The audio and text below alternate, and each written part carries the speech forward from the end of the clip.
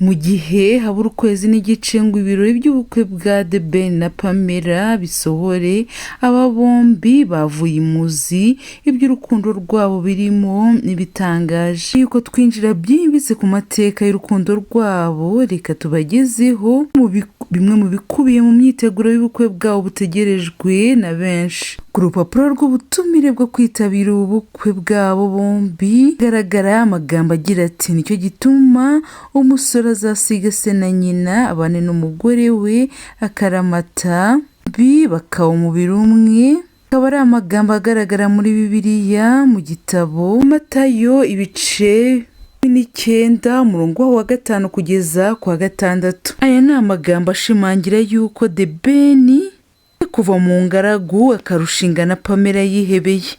Gusa aba bombi basanganywe isezerano ryo kubana imbere y'amategeko koze mu